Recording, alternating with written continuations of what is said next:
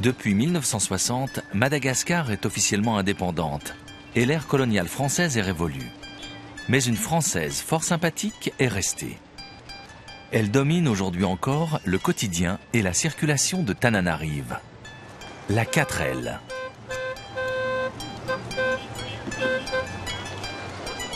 Le marché central d'Analakel a lieu toutes les semaines. C'est combien les choux chinois?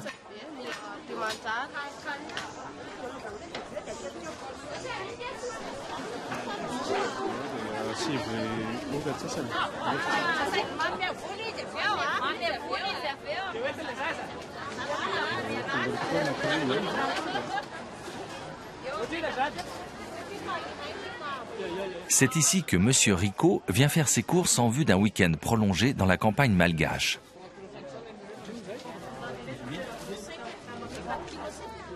Exceptionnellement, il prend aujourd'hui un taxi, une de ces 4L qui sont légion dans la capitale.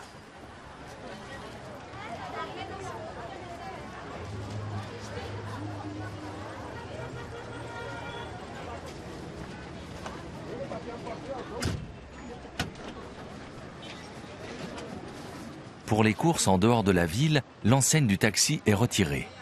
La longueur du trajet est inhabituelle. Destination Andasibe, une réserve naturelle à 150 km à l'est de la capitale.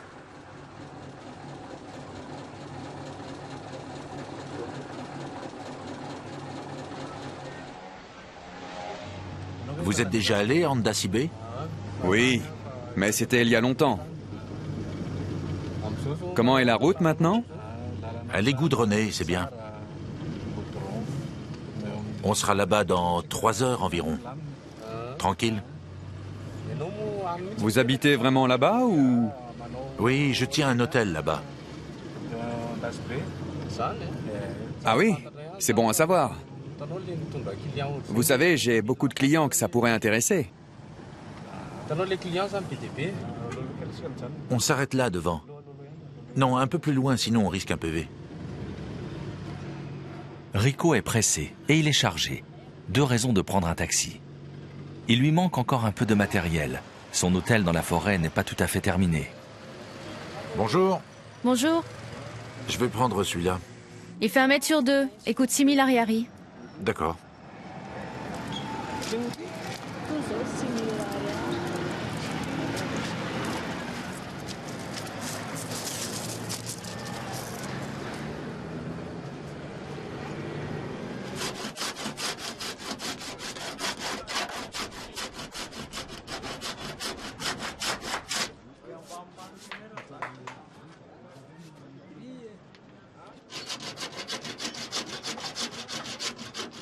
Ici, avec du vieux, on fait du neuf.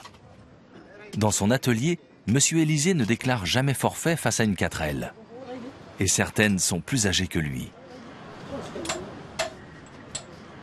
C'est à se demander comment la ville fonctionnerait sans la Renault 4, que l'on ne construit plus depuis 1992.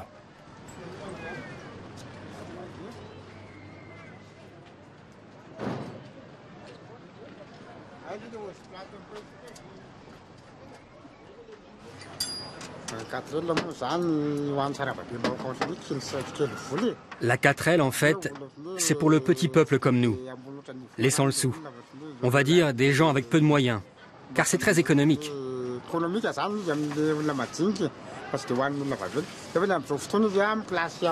Ce n'est pas pour les riches. C'est très recherché de nos jours, que ce soit à Tana ou en province, à Diego ou à Sambava.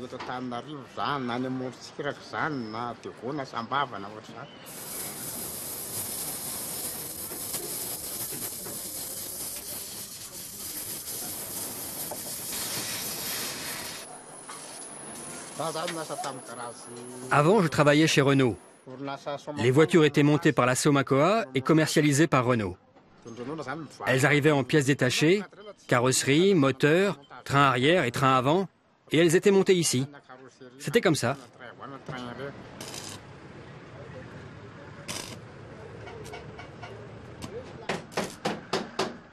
Dans les années 80, la régie Renault connaît un passage à vide et il devient difficile de se procurer les pièces détachées. Monsieur Élysée saisit alors sa chance et crée son propre atelier de Renault 4. L'affaire se révélera juteuse. Les gens savent qu'ici, on prendra soin de leur véhicule.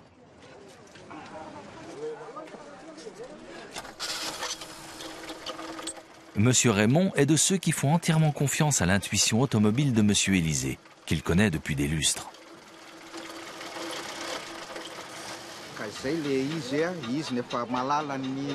C'est comme ça. Il est comme un médecin pour ma voiture. Quand quelque chose ne va pas, il arrive à le diagnostiquer tout de suite. C'est toujours lui qui s'en est occupé. Sans Renault, on ne serait pas devenus amis. C'était notre point de rencontre. On n'était pas aussi nombreux qu'aujourd'hui. En ce temps-là, les gens s'aimaient beaucoup. Ce n'est pas comme aujourd'hui. Les gens s'aimaient vraiment à l'époque.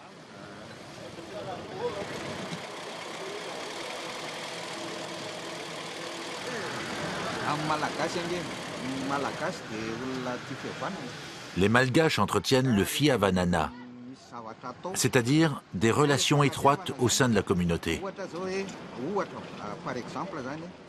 Si par exemple, je n'ai pas d'argent pour payer, il va quand même réparer ma voiture. Je le paierai quand je pourrai.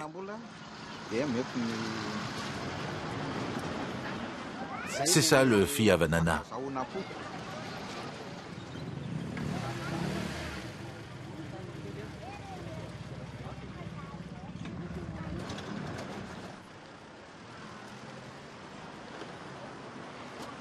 Rico a trouvé ce qu'il cherchait.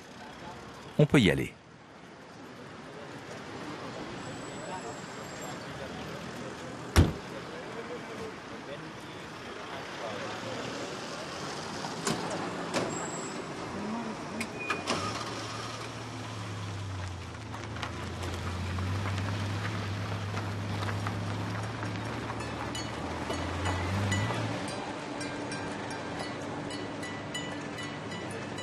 Tananarive, la cité des Mille, a été construite au XVIIe siècle par le roi du peuple Mérina.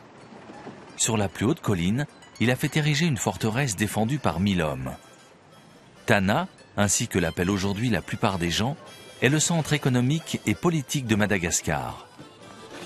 La ville compte près de 2 millions d'habitants et c'est l'une des plus belles métropoles africaines.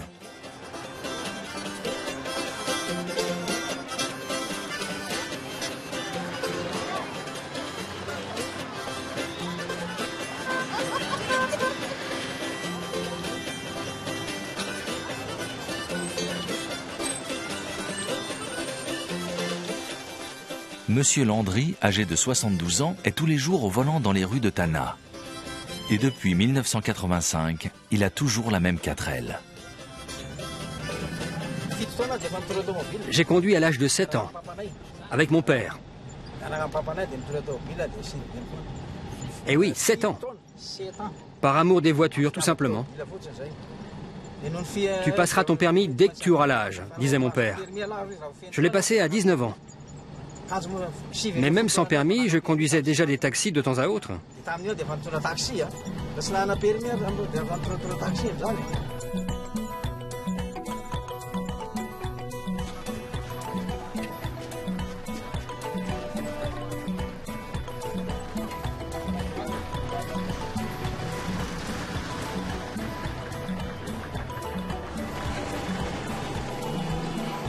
Pour les Malgaches, se déplacer en taxi est exceptionnel. Cela se fait à l'occasion d'un mariage, par exemple. Monsieur Landry compte beaucoup là-dessus.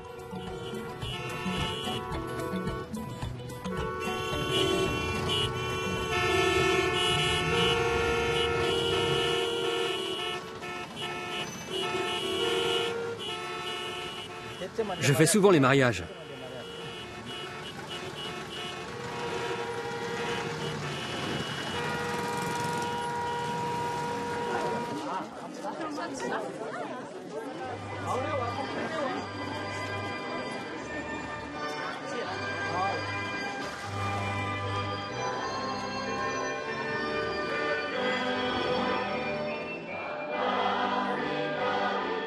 Les religions traditionnelles sont représentées Mais la majeure partie de la population est chrétienne, et notamment catholique.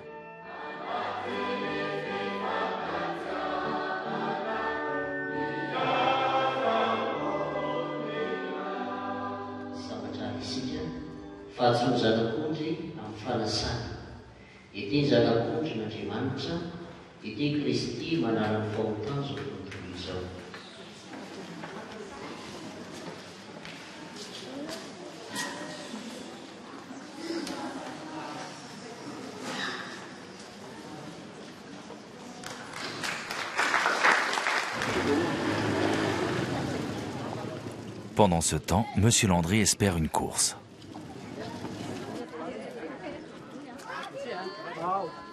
À Tananarive, les taxis peuvent retirer leur enseigne pour les événements solennels. Ainsi, la 4L de M. Landry prend un aspect plus festif.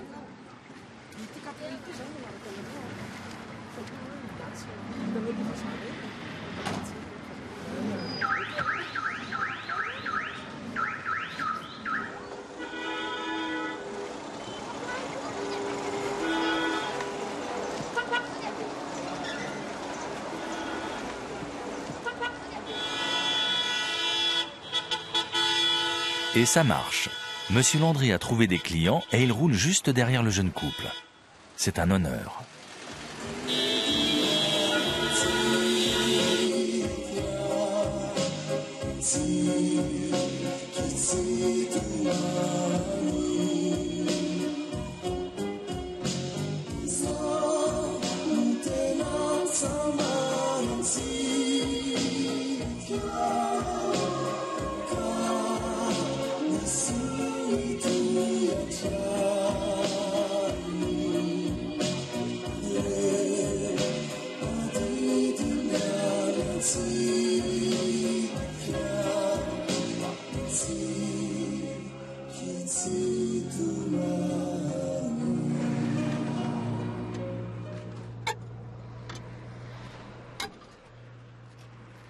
En revanche, tout ne va pas aussi bien pour M. Rico et son chauffeur. La roue avant gauche est à plat. La 4L de M. Rivaux n'est pas habituée aux distances aussi longues.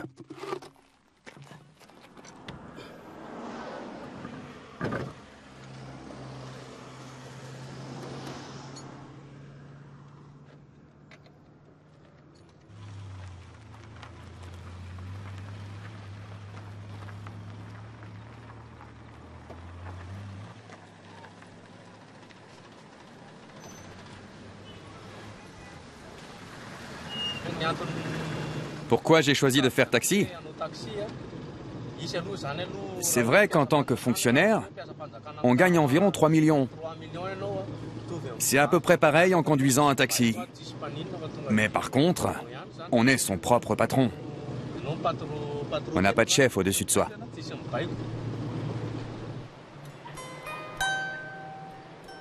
La Nationale 2 relie la capitale au port maritime de Tamatave, dans l'est du pays. Des tournants en épingle à cheveux et de nombreux camions en font l'une des routes les plus dangereuses de Madagascar.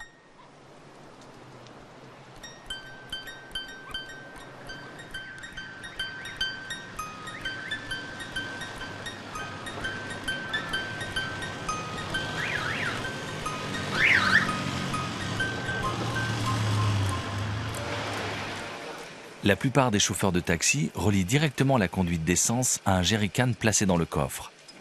Cela permet de le rapporter chez soi en fin de journée et d'éviter que le réservoir ne soit siphonné pendant la nuit.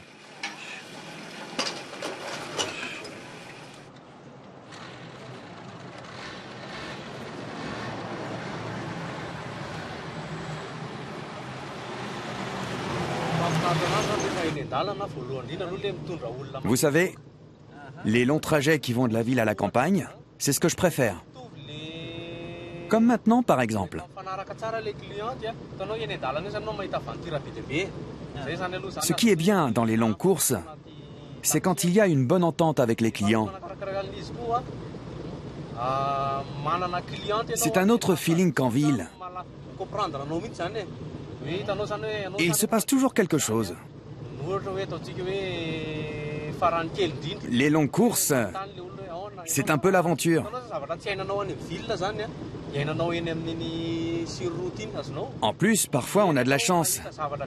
On a des clients très sympathiques. Et ils vous recommandent à d'autres, en leur donnant votre numéro de téléphone. Et ça n'arrive que sur les longues distances.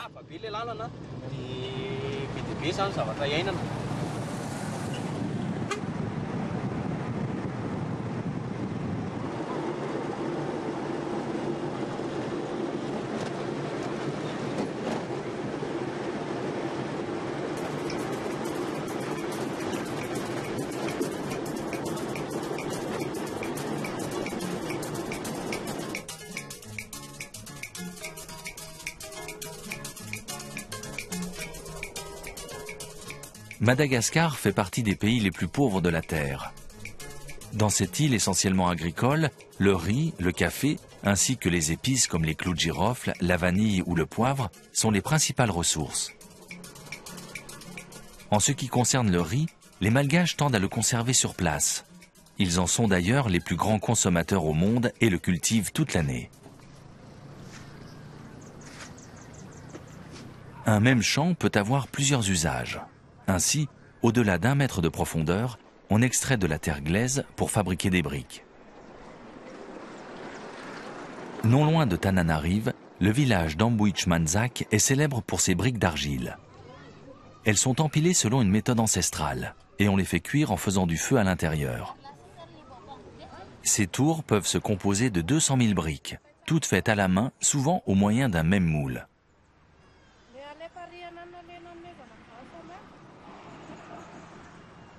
La chef d'équipe précise que ce sont des journaliers qui effectuent ce travail.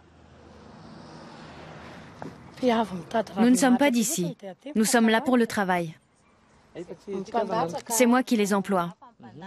Ce sont tous mes employés. Ceux qui construisent de bons fours à briques sont très demandés.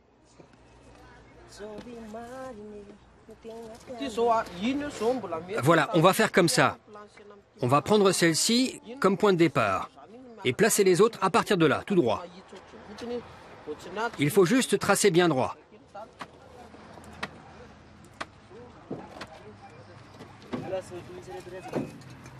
La qualité des briques dépend de celle de la glaise. La brique claire vient de la couche de terre supérieure, la sombre d'une couche plus profonde. La claire est meilleure.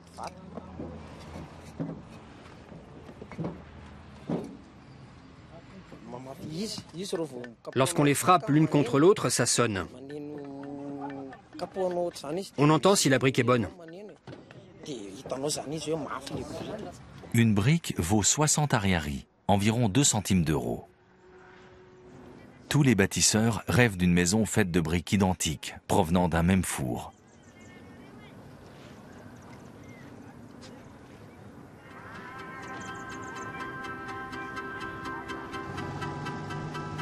Sur la route de Tana, Rivel, 35 ans environ, aime conduire la nuit.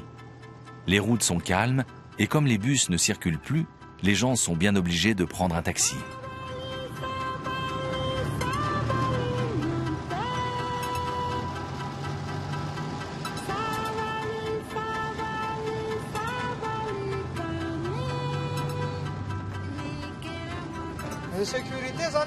En ce qui concerne l'insécurité, je peux vous dire qu'on ne vole plus trop les taxis ces derniers temps.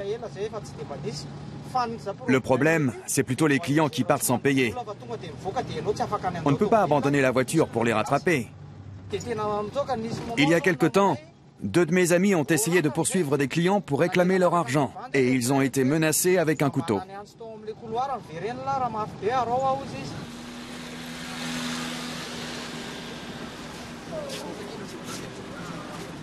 Juste après le Star, ça s'appelle California, vous connaissez? Oui, je vois où c'est. Disons 40 000. 40 000? Mais c'est trop cher, c'est pas ça d'habitude. On a toujours payé 30 000. Non, non, 25. Moi, je dis 30. Laissons-le à 30. 25. D'accord, mais pour la suite, on verra. On s'arrangera. C'est bon, allez. Montez, allez-y.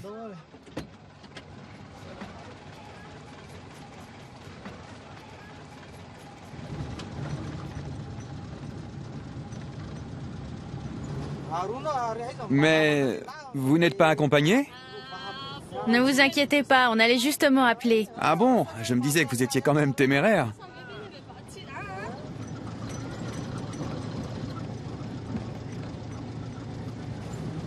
Allô? Vous êtes déjà arrivé? On est en chemin.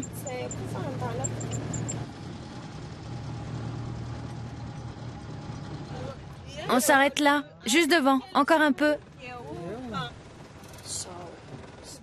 Voilà, on y est. Amusez-vous bien. Merci beaucoup. Et m'oubliez pas, hein? Mais non, on vous oubliera pas. Amusez-vous bien. Ok, merci.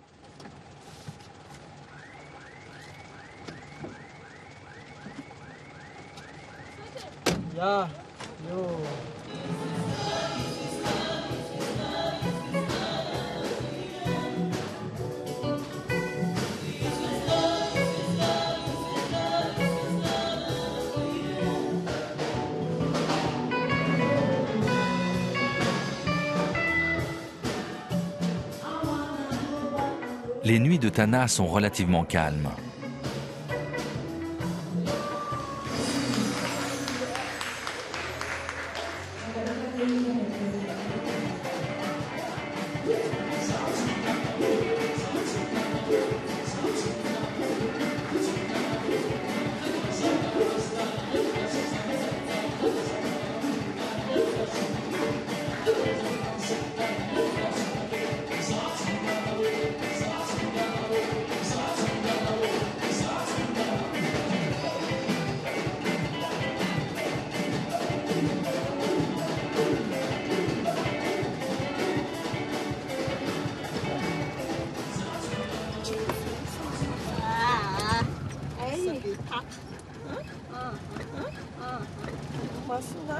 C'est quand même bien les 4L.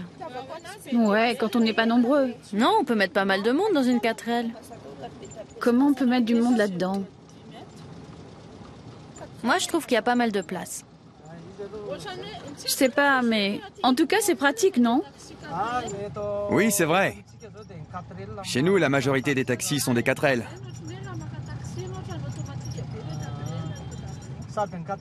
Ceux qui en ont font beaucoup d'efforts pour les entretenir. Du temps du président Ravalomanana, il était question de retirer de la circulation les vieilles 4L immatriculées TF, TJ et TK. Mais pourquoi? Pourquoi? Parce que Ravalomanana voulait faire venir de nouvelles voitures comme taxi.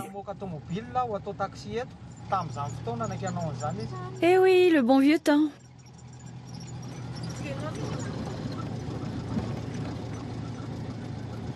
Vous savez, actuellement, on transforme de plus en plus de 4L. On les améliore, on les embellit. Ce sont de très bonnes voitures. Elles sont très appréciées à l'étranger. Oui, c'est vrai. Mais vous ne me croiriez pas si je vous disais l'âge de cette voiture. Années 67, 45 ans.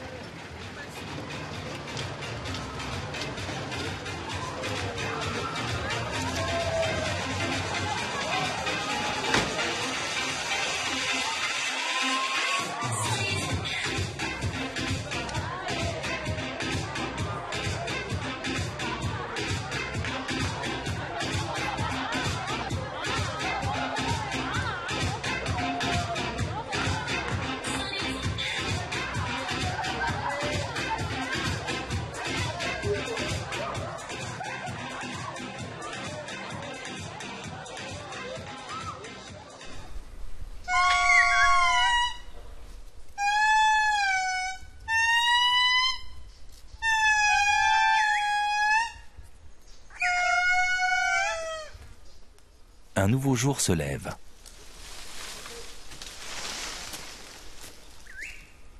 Depuis 5 heures, ce primate réveille hommes et bêtes dans la forêt d'Andasibé.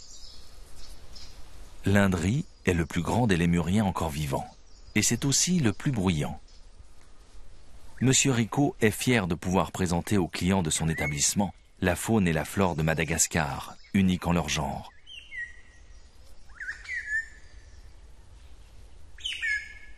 Plus de 80% des plantes et des animaux autochtones ne se trouvent nulle part ailleurs.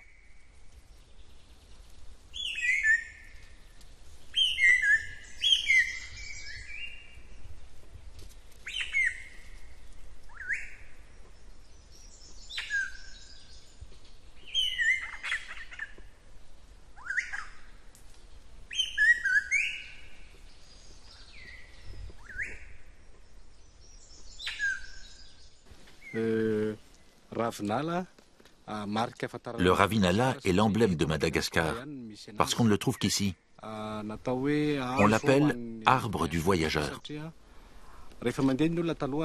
Autrefois, quand les gens se déplaçaient dans la forêt et n'avaient pas d'eau, ils faisaient un trou dans le tronc d'un ravinala et ils trouvaient de l'eau fraîche. Elle est potable parce que c'est de l'eau de pluie. On utilise le tronc de cet arbre pour faire les murs des cases et les feuilles servent pour le toit. Il peut atteindre plus de 5 mètres.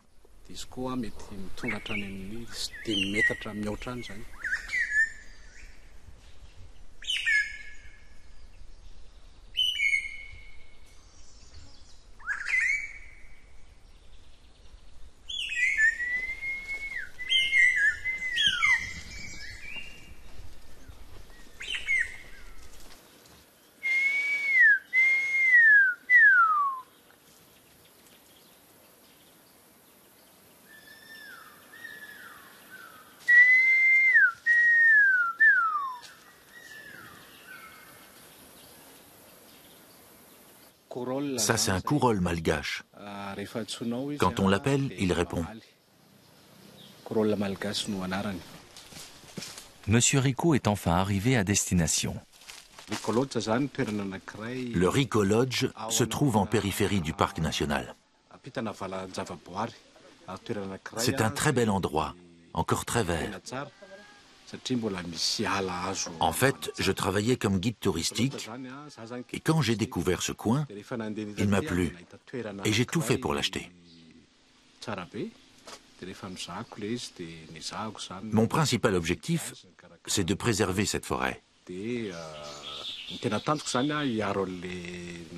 En dehors du parc national, c'est la seule forêt qui est encore préservée ici.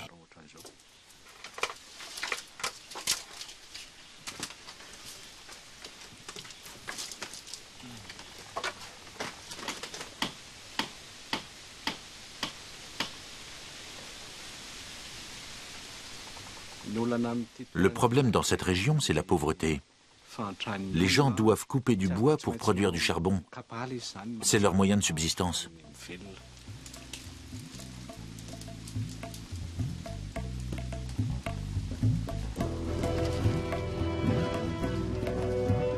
Au volant de sa 4L, Rivo a pris le chemin du retour. Le déboisement et la fabrication du charbon de bois ne sont pas les seuls problèmes qui pèsent sur la forêt autour d'Andasibe.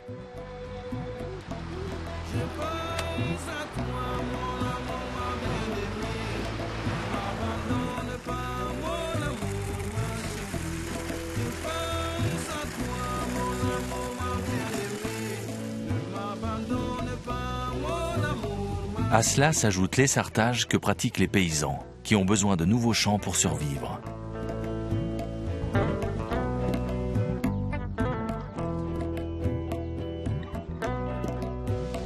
Le charbon qui permet de cuisiner est à vendre au bord de la route. On l'achète ainsi en chemin en allant en ville.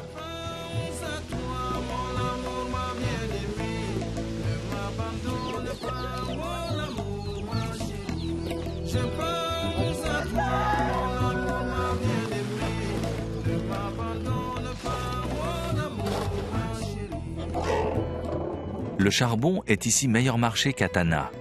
Et Rivo en prend autant qu'il peut pour sa famille qui l'attend chez lui.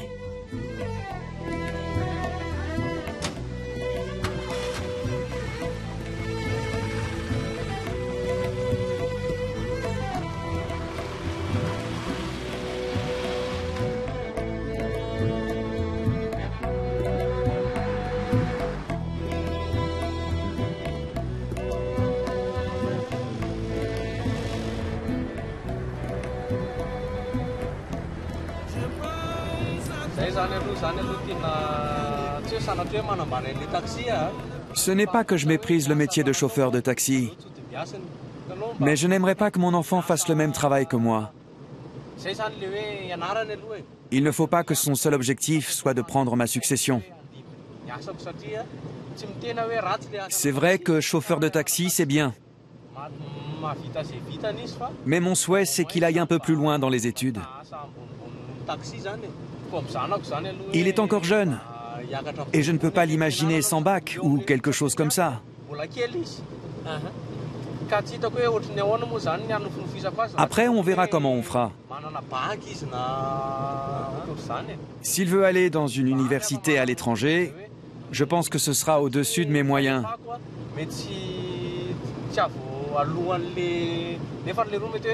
Juste avec le taxi, s'il n'y a pas d'aide, ça sera dur.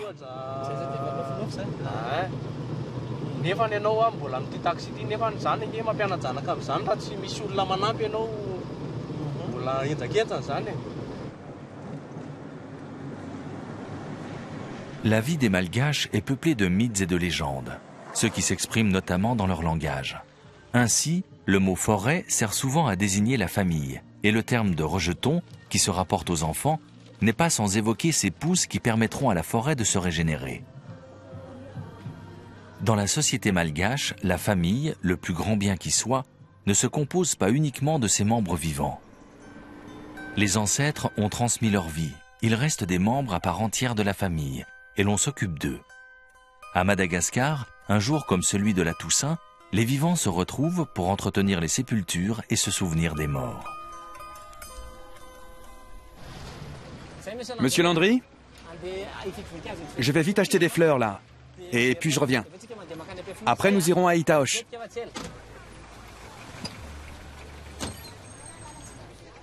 C'est combien celle-ci? 75 000, à débattre. Et les grandes, c'est combien?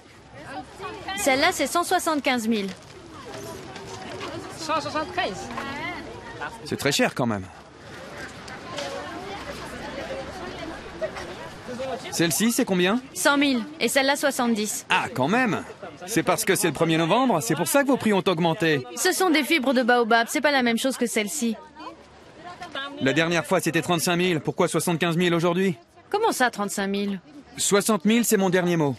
75. 60 000. Normalement, c'est 90 000. Allez, 60 000, c'est mon dernier mot. Allez, c'est bon, je vous l'ai fait à ce prix-là. C'est parce que les ancêtres m'ont aidé à négocier. Allons donc.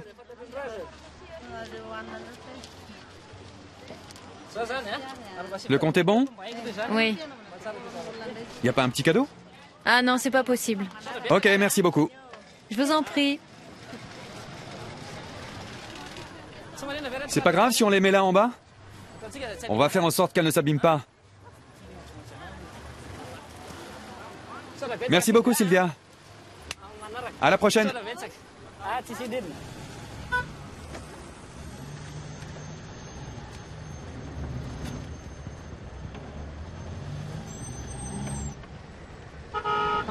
Quel est votre meilleur souvenir en tant que chauffeur de taxi? Mon meilleur souvenir? Ce qui me plaît, c'est de conduire les clients qui ne râlent pas. Certains vous disent « je suis un peu pressé ». Ce sont souvent des femmes. Dans ces cas-là, je leur réponds « si vous êtes pressé, je préfère ne pas vous emmener ». Je précise « il faut que vous preniez un autre taxi ».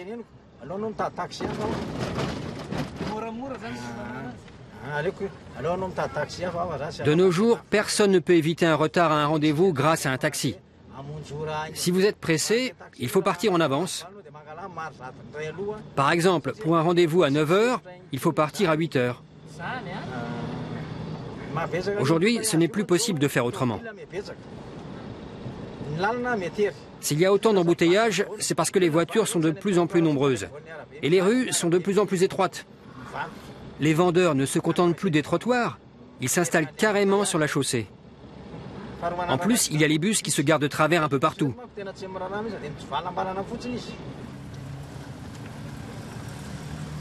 Mais le client de M. Landry est pressé quand même. Il est en retard et sa famille l'attend pour fleurir la tombe. J'ai les fleurs, tout est là. J'arrive dans 10 minutes.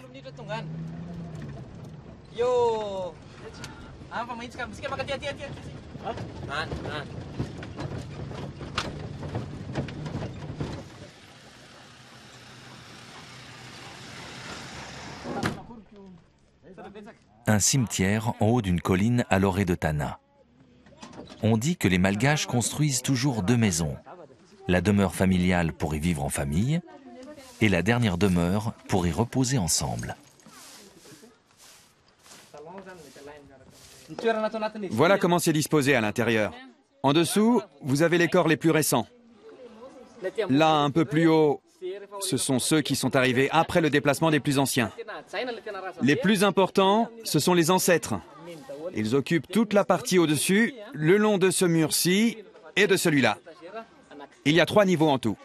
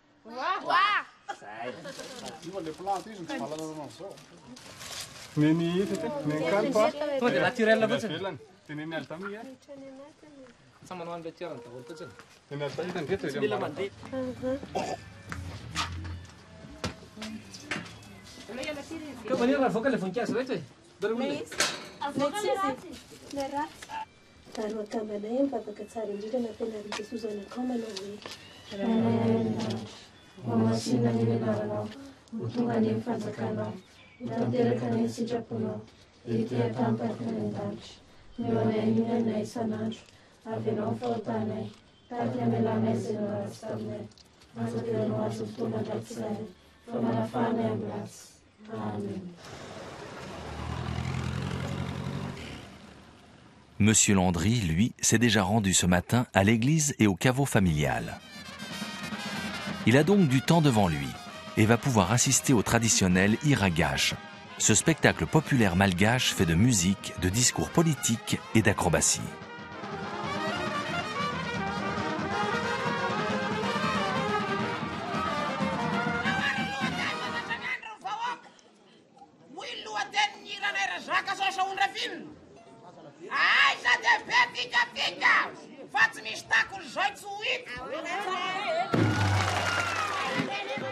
Une harangue dure à peu près 1 heure et aborde des thèmes tels que l'amitié, l'amour, la politique et le travail. Il s'agit de traditions orales, rien n'est écrit, tout a été appris par cœur.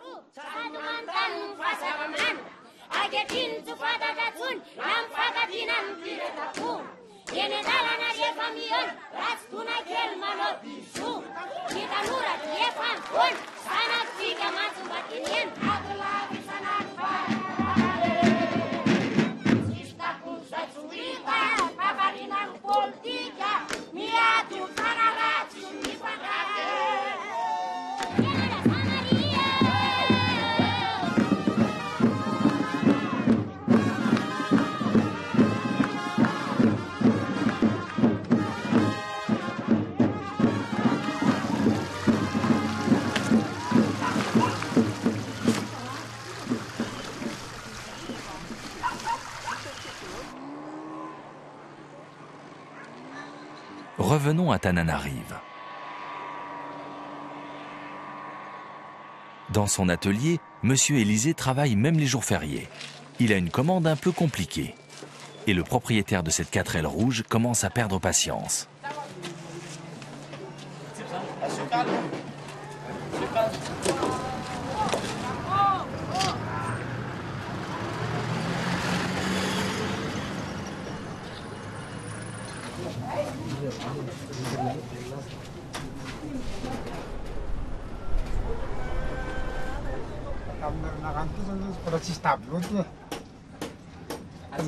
La dernière fois que vous êtes venu, il n'y avait pas encore le tableau de bord. Samedi dernier, on n'avait pas encore mis les sièges. Et maintenant, j'installe tout ce qui est électrique. Il faudra environ 30 jours. On a tout refait, jusqu'au châssis. C'est le même que celui de toutes les autres que vous voyez là. Là, c'est pour le verrouillage centralisé. Je suis en train de réfléchir à comment je vais pouvoir l'installer.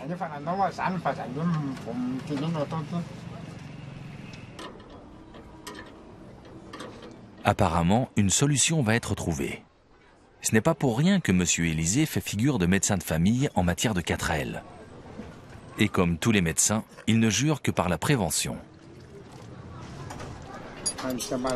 Le secret, c'est l'entretien. C'est la base. Si vous négligez l'entretien, alors... c'est comme un être humain. Si vous n'entretenez pas votre corps, vous serez vite fatigué. La voiture, c'est pareil.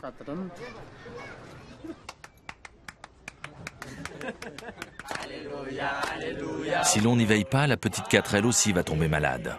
C'est d'ailleurs très bien comme ça, car c'est ce qui fait vivre ces jeunes gens.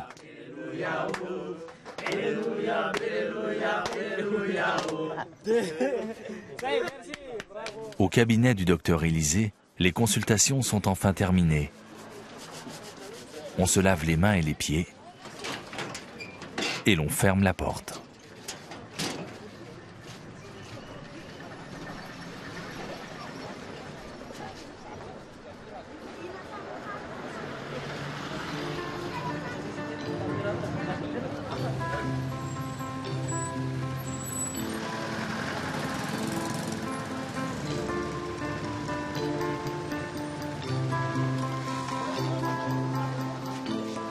Fin d'une journée de travail à Tananarive.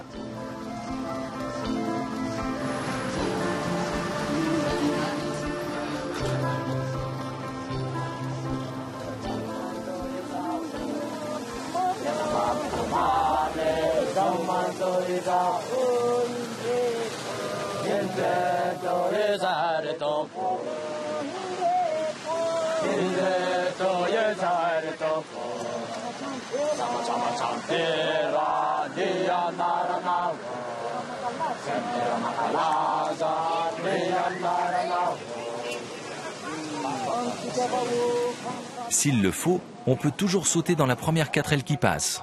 Avec un peu de chance, on ne sera même pas mouillé.